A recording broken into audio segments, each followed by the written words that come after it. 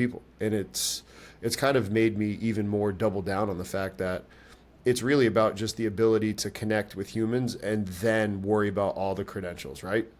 Yeah, yeah. I mean, to be honest, like I look back on coaching 5, 6, 7 years, 8 years ago. I wasn't very good. I wasn't a very good coach. Like I thought I That's how was. it's Like, supposed to be, though, right? yeah, I thought I was. Like I was loud and I controlled the room and all those things. But in terms of like legitimate coaching, I wasn't that great.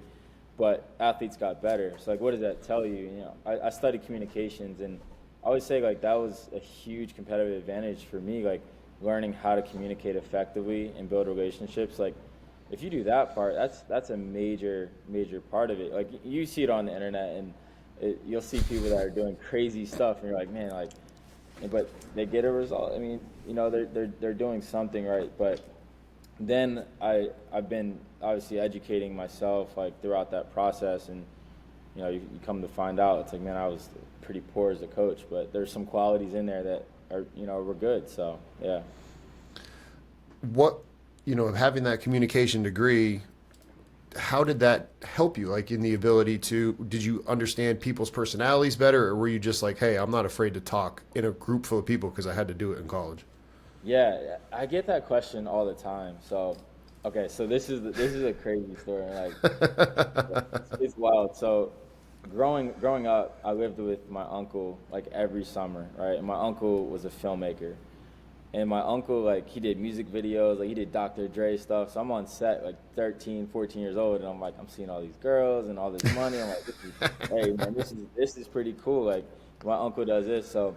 I was getting ready to go to college, and he's like, what are you going to study? I'm like, man, I don't know. And he goes, yo, if you study film, you could always pick up a camera and make money. If you go and study something else, you don't necessarily have a skill. So I was like, cool. Communications was a mixture of journalism, film, kind of everything. So I took that advice, and I was like, I want to learn these skills. And really what I learned was the art of storytelling and how to structure a story and how to structure your communication. So like taking like these big things, like I want to get faster, and then being able to communicate those drivers to get faster to the athletes, like here's the process, and then actually implementing that process. Like that was like filmmaking to me, because filmmaking is like you write this story. It's like, all right, the superhero is going to kill everybody and he's going to fight the bad guys. And in that story, there's like 4 or 5 different periods. Like he's going to learn to be a superhero, then he's going to learn to control it. And then he like actually does the actions of it, and you see the film. So it's funny because like I started thinking about this work like similar to how we were taught in the film school or in the journalism school, and it was interesting. And then the second piece of that is I had a traumatic brain injury when I was younger. So I had a high-speed car accident, broke my femur, had a traumatic brain injury, and part of my rehab was relearning how to read and comprehend and structure thought processes. So like part of learning how to read is taking the words that you're seeing on paper and then structuring them into actual thought. So like I'm reading a paragraph, but then my brain has to then take that paragraph, take the main points of that paragraph and structure it into a solid story. So those two experiences were like, to me, going into strength and conditioning and speed was like, it's the same exact thing. And what I was seeing was like this very binary, like, here's what's on the paper, do this, but there was no storytelling. Like, hey, look, like we're gonna take you from A to B, which is storytelling. This is what you're gonna go through. You're gonna be sore. You're gonna be tired. You're not gonna like me, and then we're actually gonna do the work, and it's gonna be really hard. And then you go forward. You know what I mean? So it was like very interesting for me. But yeah, that's what I studied. Yeah. Taking a quick break from the show, everybody. Promise this will take less than 15 seconds. Friendly reminder, go ahead, hit that subscribe button below. It helps us out, and it helps you out by being notified whenever we have new content come out. So hit that subscribe button, and with this, let's get back to the show. No, that's unbelievable. And starting with the first part of it, you make a great point how it is, your storytelling. And it you can see it in some of the videos that you put out there on social media and your ability to convey to people what you want them to do, because as a coach, it's not really what you know, it's what you can get your athletes to do. And that's been one thing that I've noticed about you is it seems like you have this really good ability to articulate what you have in here to get other people to do. Do you think strength coaches should go be an actor? Like you ever read Mike Leach's book? He was just an actor that knew, and then he's like, and he was a lawyer, so he knew how to talk to people and present arguments, and he's like, oh, that's how I became a coach. You think coaches, is Toastmasters even a thing anymore, or am I showing my age right now? No, it is. I mean, I think the skill and the art of connecting and communicating and listening aren't skills that you necessarily will pick up just being in a college environment or a pro environment. I think those are skills that you go and you pick up socially, or you go and pick up on your own, take classes and courses. Like there's like a little life hack that I don't know if everyone knows this, but most of the Harvard Business School courses are free. You know what I Really? mean? Yeah, on YouTube, and you just go and you could take the course. You don't get credit necessarily, Yeah. but like you Who could, cares? you know what I'm saying? You could take the courses. So like I'm taking courses on communication and all those types of things. I think that's a skill set that is so important. But in college, if you look at just traditional, like you graduate, you get your master's, you're a GA, you're an intern, but you work your way up.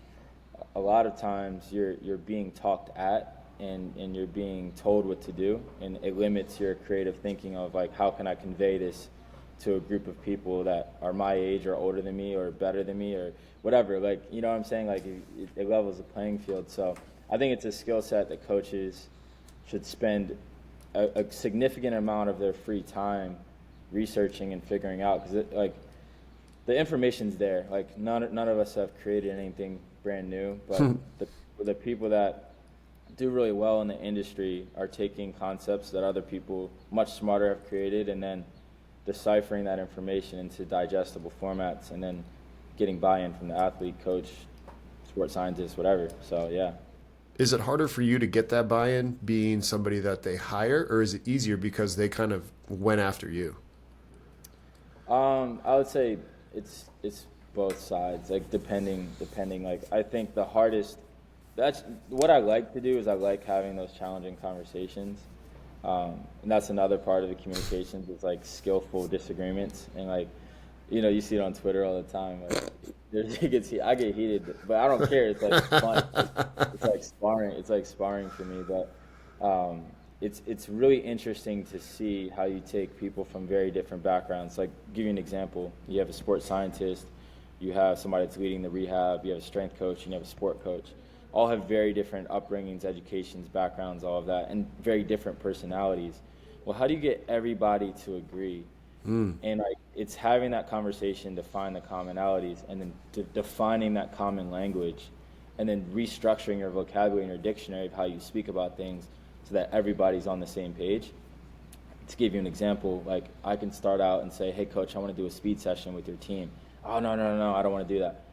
Hey coach, I want to do a warm-up with your team. Yeah, do that. Well, within my warm-up, I'm going to do speed, but it's a concept that they understand, right? So just finding those common language. So yeah, I've had the trouble, but I kind of seek those things out. I kind of look for those experiences, because it's fun for me. Like I like bringing together different mindsets, and not necessarily like trying to be an expert in it. It's just like, well, how do we connect? You want to do this and you want to do this, and you're really saying the same thing. You're just using two different words, and one side sounds abrasive, but he's really saying the same thing. And so yeah, it's been a challenge. Even when a team brings me in and they're like, hey, we want to get faster, and I sit down and they want to do all this really sexy, cool stuff, and I'm like, well, all you really need to do is like stop doing this, and you're gonna run faster. Like, I don't know if you really need my services. Just stop doing this dumb thing, like like a marathon. Like, you know what I mean? So yeah, to be honest, it's interesting, but that's the fun part. So. You know what? There's so many things that I feel like we could go with that, because, I mean, to be brought in and be like, "Oh, make my team faster." It's like, well, shoot. Is your first question like, well, what does faster mean to you? Like that way, you actually have some sort of metric. Yeah, like define number one, define that, and so like give me something objective that you're seeing. So like if depends who I'm talking to. If I'm talking to a sport coach, it's like, you want to be faster to execute this strategy and to execute these tactics of playing the game. Okay, that makes sense. Now let's go through how we practice currently, and then let's go through what the current strategy is. And then basically from there, it's like, does it make sense to go in and do all this invasive testing and all this stuff Sometimes, yes, like there are instances that's like, all right, we have this major runway of time to actually make changes, so let's do that. But a lot of times it's no, it's just let's restructure on some of the philosophies of how we might be practicing or what we might be doing that's preventing players from running fast.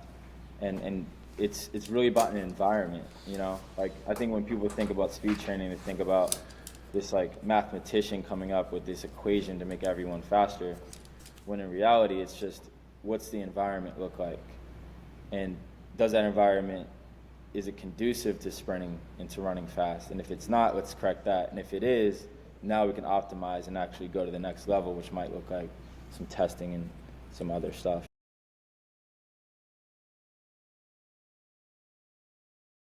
Congratulations on making it to the end of the video. Why don't you celebrate by watching more videos just like it? You can also help us on our quest to placate the algorithm gods by liking, sharing, subscribing, and commenting. Thank you.